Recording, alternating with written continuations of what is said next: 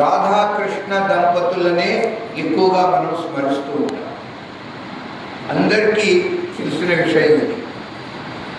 కానీ భాగవత పురాణంలో కేవలంగా రుక్మిణీ కళ్యాణమే ఉంది, రాధా కళ్యాణం లేదు. కళ్యాణం లేకపోతే మానే, కనీసం రాధాదేవి యొక్క స్మరణైనా ఉన్నదా అంటే పేరు కూడా లేదు. కృష్ణ భాగవతంలో రాధాదేవి యొక్క పేరు కూడా లేదు. నామం 2 అక్షరాలు ఎక్కడ కనిపించదు.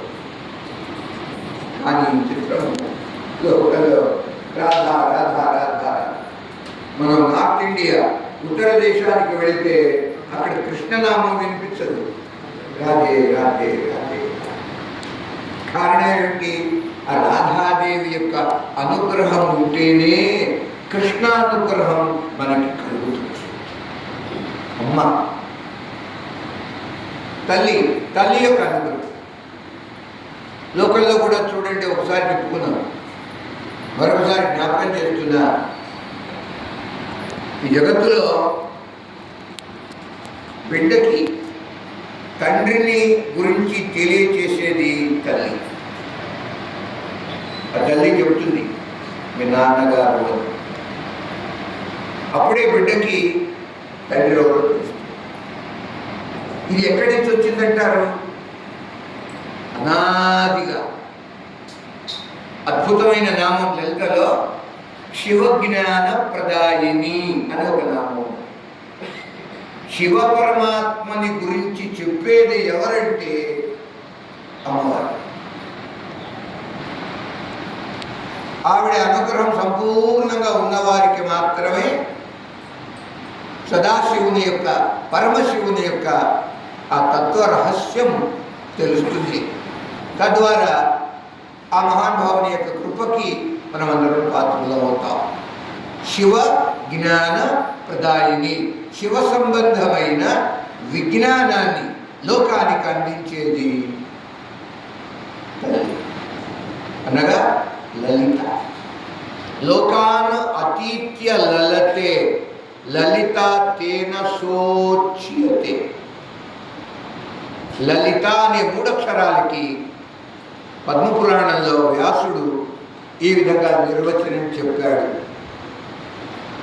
అనేక లోకాలు, 14 లోకాలు, ఈ సమస్త లోకములను అధిగమించి అతీత్య లలతే ప్రకాశిస్తున్నది, విరాజిల్లుతున్నది కనుక ఆమెకి లలిత అని పేరు.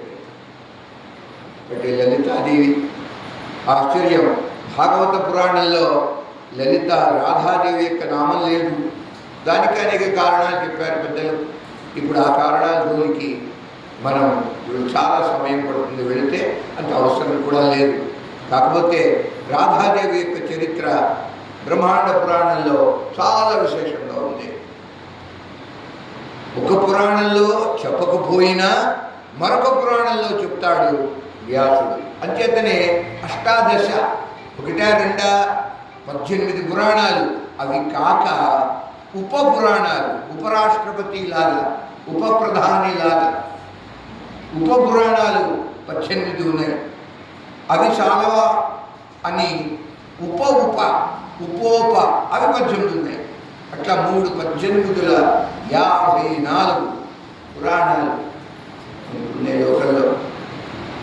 జ్ఞానావతారం వ్యాస మహర్షి యొక్క విశేషమైన కృపండి.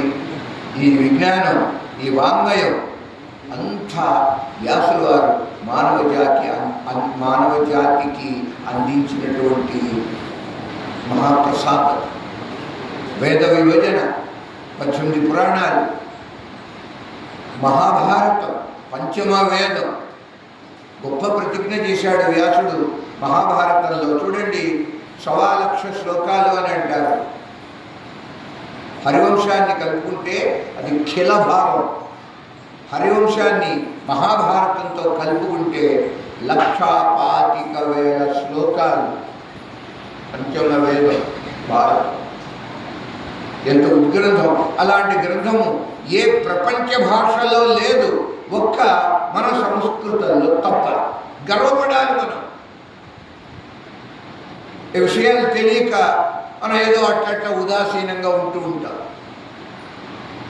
ఇలాంటి రహస్యాలు ఇంకేన్నో అవి ఒక్కొక్కటి బయటపడుతూ ఉంటే మనకి ఒక్కొక్క రహస్యము పరిచయం అవుతుంటే మనకి ఆనందంగా ఉంటుంది. అదే మన సభ్యత, మన సంస్కృతి, మన పూర్వీకులు, మన ప్రాచీనులు ఇంత గొప్పవారా, ఇంతగా మన మీద అనుగ్రహ వర్షాన్ని కురిపించారా, ఇంత సాహిత్యం ఉన్నదా, వాంగ్మయం ఉన్నదా, మనకి ఆనందంగా ఉంటుంది, గర్వకారణంగా కూడా ఉంటుంది. అట్టి అమ్మవారి యొక్క మహిమ ఈ దేవి భాగవత పురాణంలో సంపూర్ణంగా సాకల్యంగా చాటి చెప్పాడు వ్యాసుల వారు. ఆయన ప్రధాన వక్త అయితే ప్రధాన శ్రోతగా ఉన్నాడు జనమేజయ మహారాజు. రాధాదేవి, ఈ రాధాదేవి నమస్తే పరమేశాని రాసమండలవాసిని రాశేశ్వరి నమస్తేస్తు కృష్ణ ప్రాణాధిక ప్రియే. రాధామాయి కీ జై. రాధాదేవి పంచశక్తులలో రెండవ శక్తి రాధాదేవి. ఈ రాధ లోకంలో అనుకుంటూ ఉంటారు సాధారణంగా, గోలోకంలో గోపికలు ఉన్నారు కదా, ఆ గోపికలలో ఈ రాధ కూడా ఒక్కతే అనే భావం లోకంలో సాధారణంగా ఉంది. కానీ దేవి భాగవత పురాణం విన్న తర్వాత అది తొలగిపోతుంది.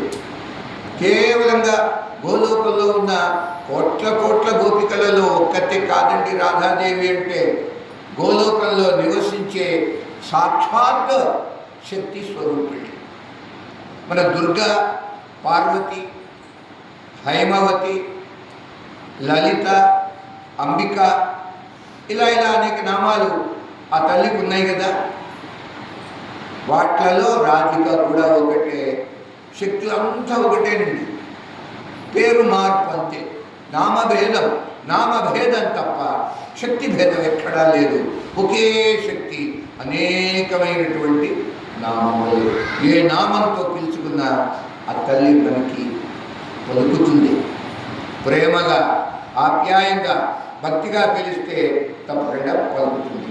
అంటే ఇప్పుడు చూడండి, రాధిక అని ఆ కా కూడా చేస్తారు. రాధ లేక రాధిక రెండో ఒకటి. ఏమిటి రాధ అంటే? రెండు అక్షరాలు రాధ.